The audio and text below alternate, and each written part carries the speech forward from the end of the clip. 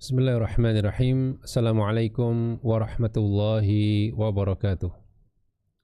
Alhamdulillah wassalatu wassalamu ala Rasulillah wa ala alihi wa sahbihi wa man walah wa la hawla wa la quwwata illa billahi amma ba'd. Rabbi syrah li sadri wa yassir li amri wahlul 'uqdatam min lisani yafqahu qawli. Pemirsa yang dimuliakan Allah Subhanahu wa taala, alhamdulillah kembali kita berjumpa di sore hari yang mulia ini dalam rangka melanjutkan pembahasan Kitabul Adab yang pada sore hari ini insyaallah akan melanjutkan pembahasan bab yang kedua, yaitu bab yang ketiga tentang bab meminta izin. Kita akan lanjutkan di poin yang berikutnya, poin ke-6 tentang adab-adab meminta izin. Penulis mengatakan yambaghi lil musta'dzini alla yaduqqal baba bi'unfin. Hendaknya orang yang meminta izin tidak mengetuk pintu dengan keras.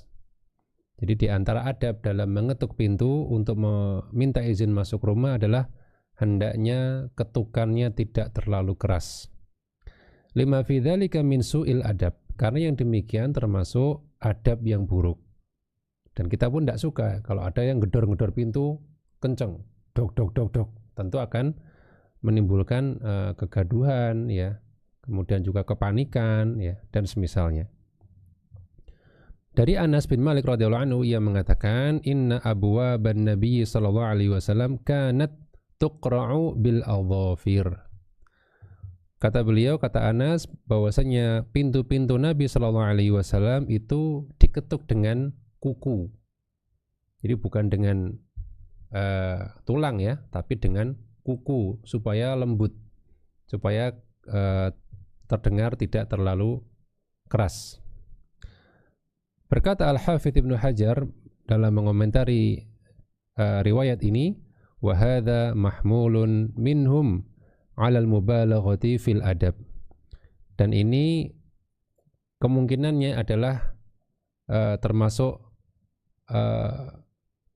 dalam rangka mengungkapkan adab yang agung. Artinya saking sopannya itu sampai menggunakan kuku. Wa huwa hasanun liman qaruba mahalluhu min babihi. Dan ini bagus, sesuatu yang baik bagi yang dia berada di dekat pintu. Misalnya rumahnya kecil, otomatis orang yang di dalamnya pasti dia dekat dengan pintu. Maka ini adab yang bagus untuk mereka yang memang tidak terlalu jauh dari pintu. Amma man ba'uda 'anil bab bihaitsu la yablughuhu sautul qara' bidzafr fa yustahabbu ay yaqra'a bima fawqa dzalika bihasabi.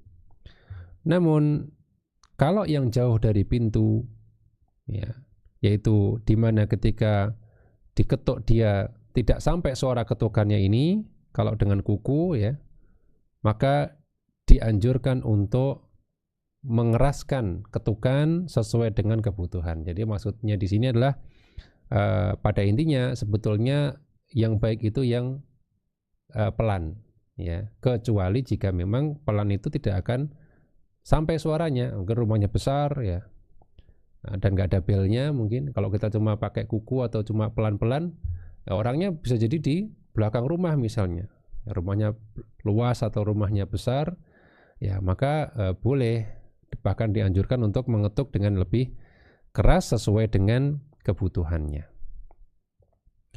Kemudian berkata Al-Maimuni, inna Aba Abdillah daqqat alaihi imra'atun daqqan fihi ba'dal unf. Suatu ketika Abu Abdillah, yaitu Imam Ahmad, diketuk pintunya oleh seorang wanita dengan ketukan yang cukup kasar, artinya cukup keras. Fa kharaja wa huwa yaqul, maka Imam Ahmad keluar kemudian mengatakan dza duqqus syurt. Beliau mengatakan ini ketukan aparat. Nah, ketukan apa? Aparat, ya, entah itu aparat kepolisian, entah itu TNI, ya. Pokoknya tipe-tipe ketukannya aparat keamanan. Nah, aparat kan kalau ngetuk kan keras ya, duk duk duk, buka pintunya, nah, gitu ya. Nah, ini beliau mengibaratkan ketukan semacam inilah ketukan aparat. Ya. Baik, sehingga dapat kita simpulkan bahwasanya di antara adab adalah ketika mengetuk pintu jangan terlalu keras. Baik. Kemudian adab yang berikutnya, adab yang ketujuh, idza qala rabbul baiti lil musta'dzini irji' falyarji'. Yaitu di antara adab ketika pemilik rumah mengatakan kepada orang yang hendak minta izin dengan mengatakan kembalilah, maka hendaknya dia nurut dengan kembali, tidak ngotot pengen ketemu, ya. Jadi di antara adab ya sesuai kalau pemiliknya nggak mau menemui, misalnya suruh kembali ya kembali. Hal ini berdasarkan firman Allah Subhanahu wa taala, wa in qila lakum irji'u farji'u huwa azka lakum. Ya, dalam surat An-Nur disebutkan, jika dikatakan kepada kalian kembalilah, maka kembalilah, dan demikian lebih suci bagi kalian, lebih baik bagi kalian. Ya, tidak ngotot. Ya. Berkata Qatadah, qala ba'dul muhajirina, sebagian kaum muhajirin mengatakan, laqad talabtu umri ya kullahu hadhil ayah fama adraktuha an asta'dzina ala ba'di ikhwati fayaqula li irji' fa arji'a wa ana mughtabit. Berkata sebagian sahabat yaitu kaum muhajirin, ia mengatakan atau orang tersebut mengatakan atau sahabat tersebut mengatakan, sepanjang hidupku saya berusaha mencari kapan saya bisa menerapkan ayat ini. Jadi sahabat itu semangat ya, bahkan ayat yang semacam ini, ayat yang memerintahkan untuk kalau kalian dibilang kembali, kembali. Ini dia cari momen kapan ya saya berkunjung ke rumah orang kemudian dibilang kembali, itu saya bisa mengamalkan ayat ini. Fama adraktuha, namun saya tidak nemu momen semacam ini. Ya. Jadi mungkin rata-rata ya para sahabat itu ya nerima.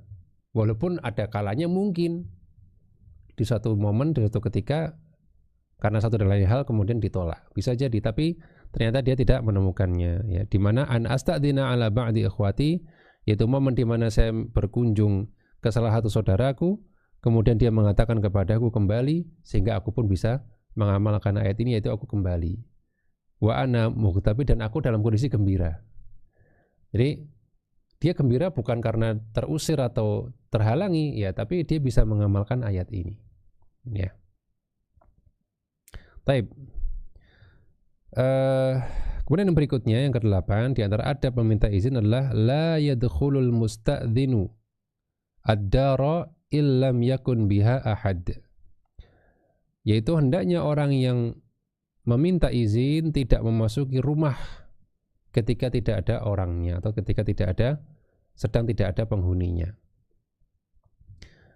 Li'anna dzalika ta'addin ala huquqil akharin, karena yang demikian itu termasuk perbuatan melampaui batas ya terhadap hak-hak orang lain. Ya, mentang-mentang enggak ada orang masuk, ya enggak boleh. Ibnu Katsir mengatakan wa dzalika lima fihi min at-tasarrufi fi milkil ghairi bi ghairi idznihi. Karena kalau demikian yang terjadi, maka ini termasuk tasarruf, yaitu berbuat sesuatu kepada kepemilikan orang lain. Harusnya hanya dia yang berhak memasuki rumah tersebut. Dia kok masuk? Nah, berarti dia telah mengelola rumah tersebut, itu menggunakan rumah tersebut tanpa izin pemiliknya. Fa in syaa'a adzina wa in syaa'a lam ya'dzan. Yang mana kalau pemilik itu ada, nah dia bisa milih apakah orang yang diizinkan masuk atau enggak. Gitu. Jadi bukan perkara enggak ada orang kemudian boleh masuk, ya. Karena kalau ada orang belum tentu Anda boleh masuk. Nah, gitu. Ya, tidak menjadi suatu kebolehan hanya karena tidak ada orang kemudian boleh masuk, kecuali ya, tidak disebutkan di sini ya, kecuali rumah yang tidak ada penghuninya secara asal. Jadi ini kan rumah yang ada penghuninya tapi sedang tidak ada, ini nggak boleh. Jadi ada beberapa jenis rumah yang tidak ada penghuninya, ya, tidak, atau bangunan yang tidak berpenghuni, maka yang seperti ini tidak perlu minta izin, ya, dan boleh masuk, ya. Jadi ini berlaku bagi rumah yang memang ada pemiliknya namun sedang tidak ada. Baik. Kemudian yang ke-9 berkaitan dengan undangan, ya. Poin 9 mengatakan anna man du'iya au ursila ilaihi rasulun fa innahu la yahtaju ila al-isti'dzan, yaitu siapapun yang diundang atau diutus kepadanya seorang utusan, maka dia tidak butuh untuk meminta izin ke tempat tersebut, ya. Jadi dia dapat undangan untuk ke satu tempat nih, satu tempat di jam ini gitu ya. Maka ketika atau dia ada utusan misalnya datang kepada Pak Fulan mengundang Anda, ya. Atau Pak Fulan minta Anda untuk menghadap misalnya. Ya, maka hukum asalnya itu dia tidak butuh minta izin ketika menemui orang ini karena sudah dianggap diizinkan, ya. Wa dzalika anna tawjihad da'wati wa irsala ar-rasuli yatadammanul idzn. Yang demikian itu karena ketika dia diundang atau diutus utusan, maka itu sudah mencakup izin, ya.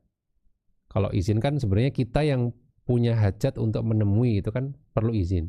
Nah, kalau kita sendiri yang diundang yang punya hajat, berarti kan yang ngundang. Berarti dia otomatis sudah mengizinkan kita untuk menemui karena dia yang ngundang. Fastughniya bid-da'wati war-rasuli 'anil isti'dzan, maka cukuplah dengan undangan atau dengan utusan itu sudah mencakup izin, atau boleh dikatakan juga maka tidak butuh minta izin ketika sudah ada undangan atau utusan. Dari Abu Hurairah radhiyallahu anhu bahwasanya Nabi sallallahu alaihi wasallam mengatakan, Rasulur rajuli illa rajuli idnuhu. Utusan seseorang kepada orang lain itu adalah bentuk izin darinya. Misal saya mengutus Fulan untuk pergi ke rumah Pak Budi misalnya. Atau saya mengutus Andi, ya. Saya mengutus Andi untuk ke rumah Pak Budi, ya. Maka ketika Andi ini mengatakan Pak Budi, Anda diundang oleh Pak Ragil misalnya, maka dia ke tempat saya sudah tidak perlu minta izin untuk menemui saya yang pengen nemui dia, gampangnya begitu, ya. Dan dari Abu Hurairah juga bahwasanya Rasulullah SAW mengatakan, idza du'iya ahadukum illa ta'amin faja'a ma'ar rasuli fa inna dzalika lahu idzn.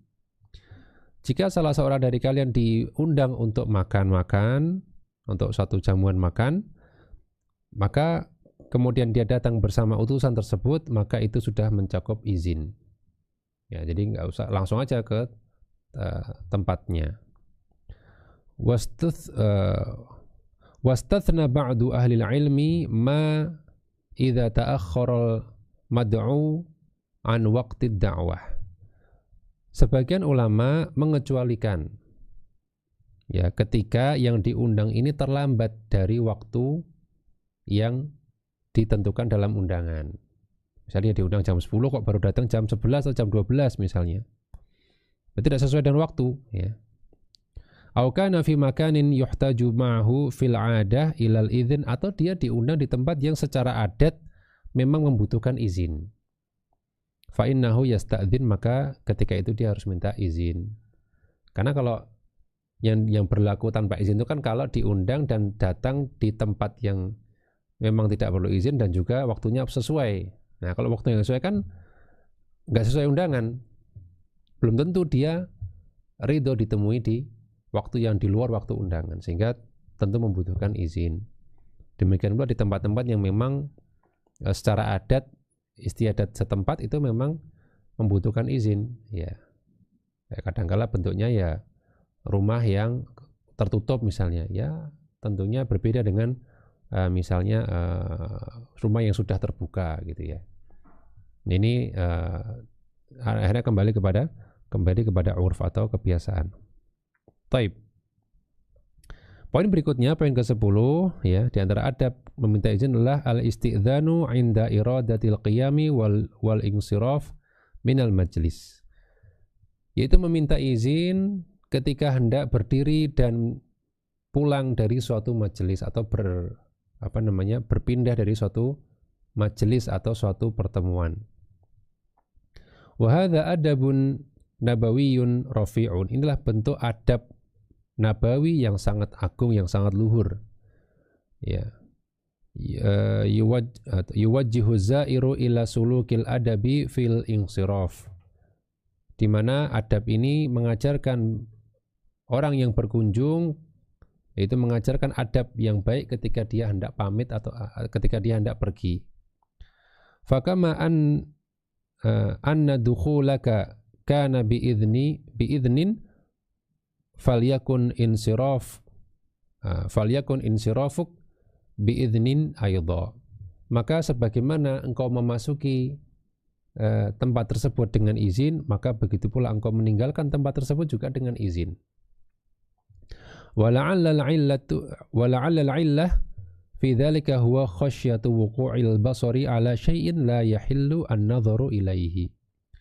Dan barangkali sebabnya adalah karena khawatir pandangan itu mengarah kepada sesuatu yang tidak halal untuk dipandang. Bertamu, ya, ketika kita bertamu itu minta izin, maka kalau kita mau pamit juga izin dulu, ya. Atau mungkin dalam satu pertemuan, ya, belum selesai atau mungkin sudah selesai, ya, intinya dia mau pamit, minta izin dulu, karena belum tentu ketika dia keluar itu ada belum tentu pemandangannya aman, gitu ya. Boleh jadi dia akan melewati tempat-tempat atau pemandangan-pemandangan yang tidak seharusnya dia pandang. Ya, mungkin dia akan melewati kamar putri si tuan rumah atau yang lainnya. Ya.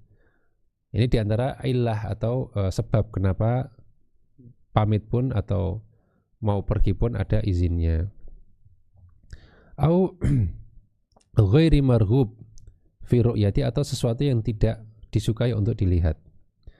Dari Ibnu Umar radhiyallahu anhuma yang mengatakan Nabi SAW bersabda, "Idza zara ahadukum akhahu fajalasa 'indah fala yaqumanna hatta yasta'dzinah."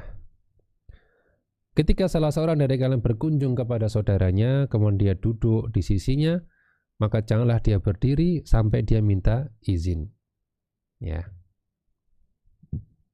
Wa fil hadithi tanbihun ala adabin rafi'in wa huwa anna zaira la yanbaghi ay yaquma illa ba'da ay yasta'dinal mazur. Dalam hadis ini terdapat peringatan tentang suatu adab yang luhur, yaitu hendaknya seorang yang berkunjung, ya, atau tamu hendaknya tidak berdiri kecuali setelah minta izin kepada orang yang dikunjungi. Ya, dia pamitan, ya. Mohon izin, saya sudah ini sudah siang, atau mohon izin ini sudah waktunya saya jemput anak saya, atau apapun lah, ya. Ada sesuatu yang disampaikan, nah, maka itulah adab yang agung. Waqad akhalla bihadza tawjih an-nabawi al-karim katsirun minan nas fi ba'dil biladil arabiyyah. Dan sungguh telah terlewat dari adab yang mulia ini banyak orang di negeri-negeri Arab. Di negeri Arab hal semacam ini sudah cukup asing, ya. Mereka banyak melewatkan adab semacam ini. Fatajiduhum yakhrujuna minal majlisi duna istidzan. Engkau akan dapati mereka keluar dari majelis tanpa minta izin. Walaysa hadza faqat bal wa biduni salamin aidha. Bahkan enggak izin, enggak salam juga. Padahal kita sudah bahas kemarin, di antara adab memulai majelis atau memulai perkataan itu dengan salam dan mengakhirinya juga dengan salam. Wa hadhihi mukhalafatun lil adabi islami li adabin islami akhar. Dan ini tentu menyelisih adab islami, ya, sebagaimana disebutkan oleh Syekh Al-Albani rahimahullahu taala, ya. Begitulah dalam majelis-majelis yang ada di sekitar kita, ya, hendaknya dia minta izin untuk keluar. Yang ke-11, di antara adab adalah al-isti'dzanu 'alal ummi wal ukhti wa man fi hukmihima, yaitu hendaknya dia minta izin kepada ibunya atau kepada saudarinya dan yang mencakup hukum keduanya, yaitu yang lawan jenis yang mungkin masih mahram, ya. Anaknya misalnya, anak perempuannya, ya. Maka tetap ada namanya tetap ada izin, ya, tidak bisa sembarangan. Wa dzalika likai la yaqa' al-basaru ala auratin, yang demikian itu supaya pandangan tidak terjatuh pada aurat, atau pandangan tidak tertuju kepada aurat yang tidak seharusnya dilihat.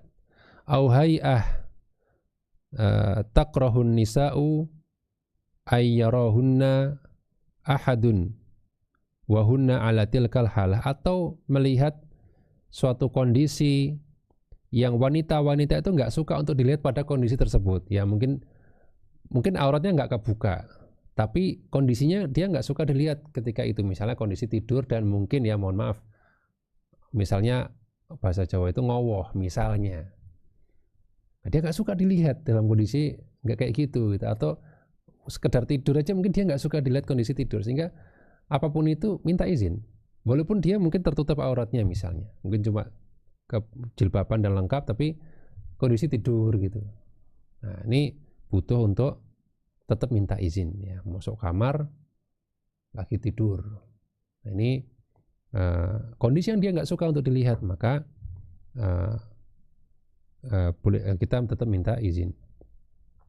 Dari Alqamah ia mengatakan, ja'a rajulun ila Abdillah faqala astadzin ala ummi faqala ma ala kulli ahyaniha tuhibbu antaraha. Ada seorang datang kepada Abdullah, ia mengatakan, apakah aku minta izin untuk bertemu ibuku? Ya, kalau mau saya ketemu ibu atau masuk kamar ibu, apakah saya minta izin? Maka kata beliau, ya, tidak setiap kondisi engkau akan suka melihat ibumu dalam kondisi seperti itu. Artinya ibumu itu tidak selalu dalam kondisi yang engkau suka melihat beliau dalam kondisi itu. Ya, boleh jadi ada kondisi di mana ibu tidak layak dilihat. Ya, engkau juga tidak suka melihatnya dalam kondisi, jadi tetap harus minta izin. Dari Muslim bin Nadir yang mengatakan, sa'ala rajulun Hudzaifata faqala. Ada seorang bertanya kepada Hudzaifah, ia mengatakan, astadzinu ala ummi, apakah saya tetap harus minta izin untuk menemui ibuku? Faqala, maka ia mengatakan, illam tastadzin 'alaiha ra'aita ma takrah. Kalau kau tidak minta izin, maka boleh jadi engkau akan melihat sesuatu yang engkau enggak suka. Ya. Dan dari Atha yang mengatakan, sa'altu Ibnu Abbas faqultu. Aku pernah bertanya kepada Abdullah bin Abbas. Aku mengatakan, aku bertanya, astadzinu ala ukhti. Apakah saya perlu minta izin untuk menemui atau memasuki kamar atau memasuki rumah saudariku, ya. Faqala na'am, kata Ibnu Abbas, iya, ya. Fa'adtu faqultu, aku kembali mengulang pertanyaanku, ya. Ukhtani fi hijri, dua saudariku ini dalam dalam asuhanku. Wa ana umawwinuhuma, bahkan aku mencukupi kebutuhan mereka, wa unfiq alaihim, dan aku pun menginfakkan hartaku untuk mengurus mereka. Jadi dia ini saudariku yang bahkan saya urus sendiri, ya, saya rawat, saya urus sendiri, gitu, ya. Apa saya perlu minta izin? Ya, astadzinu alaihima? Qala na'am, iya. Atuhibbu antarahuma uryanatain? Nah, apakah engkau suka melihat mereka telanjang? Ya. Kita nggak tahu mereka sedang apa, ya kan? Apakah sedang barangkali lagi lepas sebagian besar bajunya, misalnya lagi nyantai, kita nggak tahu, sehingga jangan sampai kita melihat dalam kondisi yang tidak seharusnya, walaupun saudari kita, ya. Tapi kan nggak mau kita melihat kondisi semacam itu, sehingga tetap minta izin. Baik, ya ini yang mungkin seringkali orang tidak menyadari atau mungkin tidak apa ya, tidak mengamalkannya ya sebagian kita. Karena ya dianggap biasa ya saudari, ya ibu gitu. Tapi sebetulnya Islam telah mengajarkan yang demikian. Kemudian yang berikutnya yang ke-12, istihbabu tanbihi zaujati 'inda dukhul. Yaitu dianjurkan untuk memberikan kode atau memberikan suatu tanbih atau peringatan atau suatu penanda kepada istri ketika dia mau masuk. Ini juga sesuatu yang jarang kita ketahui. Ya, dianjurkan untuk memberi suatu kode atau peringatan kepada istri ketika kita hendak menemui istri. Kaila yara zauju ma yabghaduhu fi zaujih. Yang demikian supaya suami tidak melihat sesuatu yang dia benci dari istrinya, sesuatu yang tidak dia suka. Au takunu zaujah ala halin la tawaddu ayyaraha zaujuha wa hiya ala tilkal hal. Atau istri dalam kondisi yang dia nggak suka untuk dilihat suaminya dalam kondisi tersebut. Ya tadi ya sama seperti minta izin kepada ibu, sama juga istri ada kondisi di mana dia nggak suka dilihat suaminya dalam kondisi mungkin berantakan misalnya, dalam kondisi misalnya mau acak-acakan misalnya atau yang lainnya ya, sehingga perlu memberi tahu kepada istri atau memberi satu pemberitahuan bahwa supaya istri ini bisa bersiap-siap untuk menemui suaminya. Dari Zainab, istri Ibnu Mas'ud radhiyallahu anhuma, ia mengatakan, "Kana Abdullah idza jaa min hajatin tanahnaha wa bazaqa karahatta ayyahjuma minna ala amrin yakrahuhu." Beliau menceritakan suaminya bahwasanya Abdullah bin Mas'ud ini ketika datang dari suatu keperluan, ya, datang dari suatu keperluan pulang ke rumah ya misalnya, tanah naha, maka dia berdaham, gitu ya, semacam itu, wabazaqo dan meludah, ya. Misalnya gitu ya. Intinya memberikan suatu kode. Kenapa? Karahata ayah juma minna ala amrin yakroh. Khawatir beliau menemui sesuatu dari kami, sesuatu yang tidak beliau sukai. Ya. Qala Ahmad, berkata Imam Ahmad, idza dakhala ala ahlihi yatanahnahu. Imam Ahmad ketika mendatangi istrinya, beliau berdaham dulu. Wa qala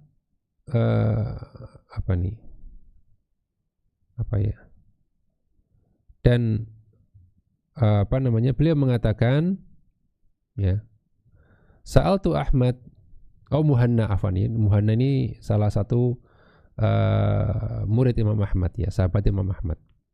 Berkata Muhanna, Sa'altu Ahmad anir rajuli yadkhulu manzilahu yambaghi lahu ayastadzin. Aku bertanya kepada Imam Ahmad tentang seorang yang ingin masuk rumahnya sendiri, apakah dia perlu untuk minta izin? Maka kata Imam Ahmad, yuharriku na'lahu idza dakhala. Hendaknya dia menggerakkan atau menggesekkan sendalnya ketika hendak masuk. Jadi semacam kode, serak misalnya gitu ya. Oh berarti istrinya tahu nih kalau suaminya datang, ya, maka dia siap-siap. Ini berkaitan dengan dianjurkannya kita memberi peringatan kepada istri ketika kita hendak menemui mereka. Ya. Yang ke-13 yaitu berkaitan dengan minta izinnya anak-anak. Ya. Di sini dikatakan at-tawafuna mimma malakat aiman wal atfal alladzina lam yablughul hulum yasta'dzinuna fi thalathati awqat.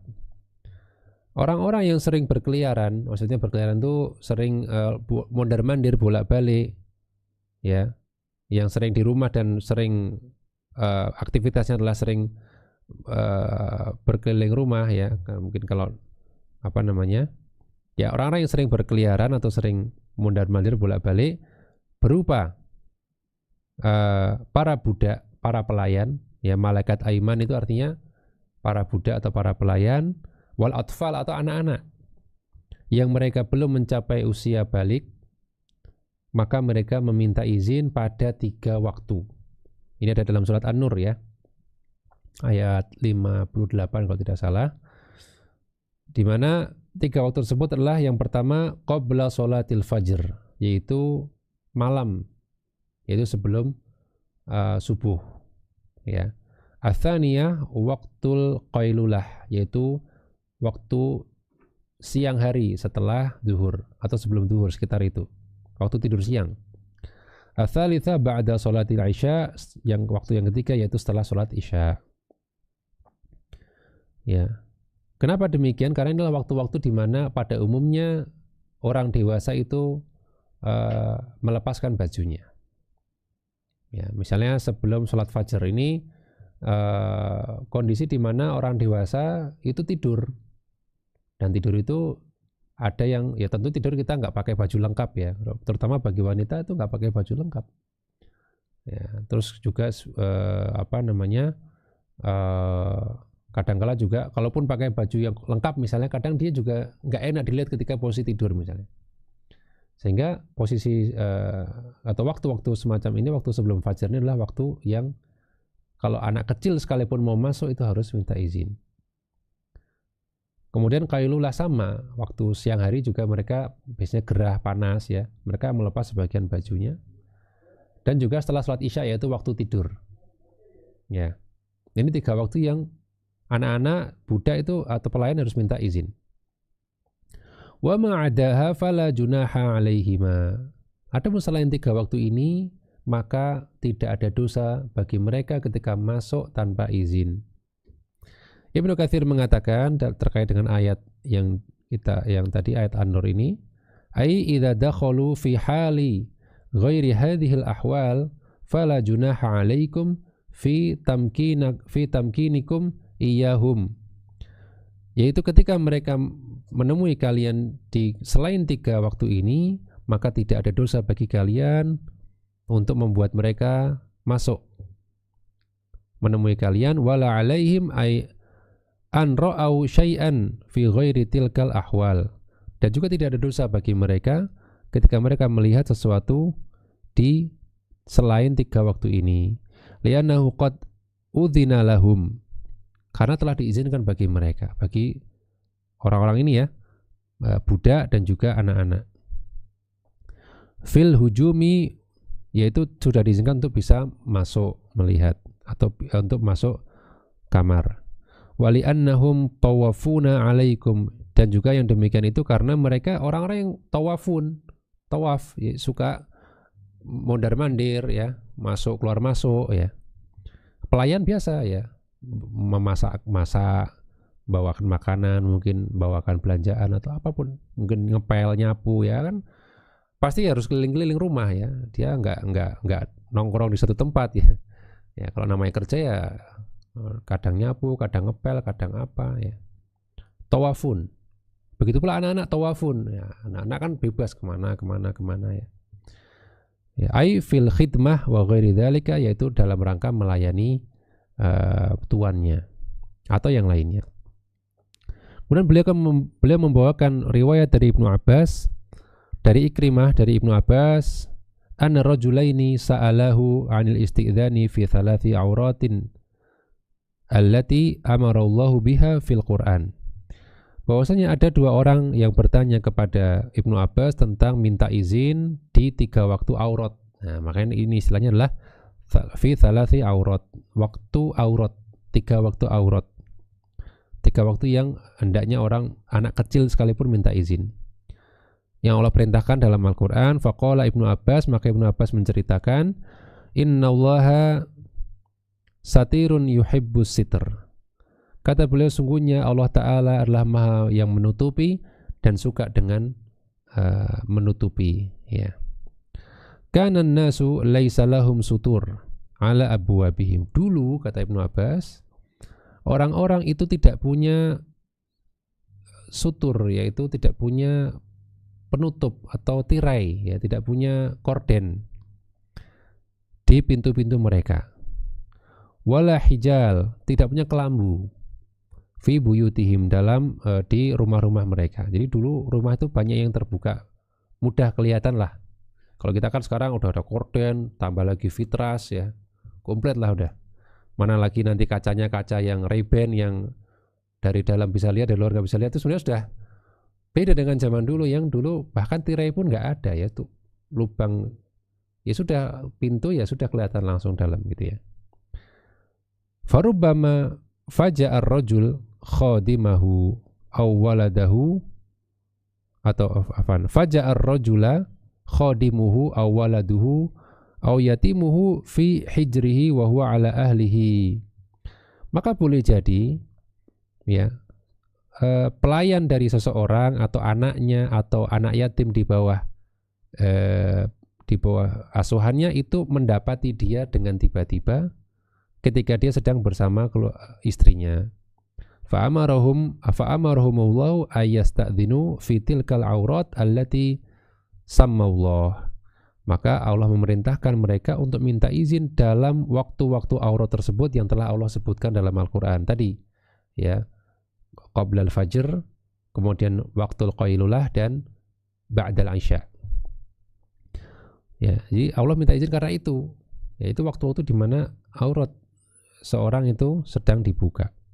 Thumma ja'allahu ba'du bis sutur. Kemudian Allah Subhanahu wa taala setelah itu mendatangkan tirai bagi mereka, penutup bagi mereka. Wa basatallahu alaihim arrizqa.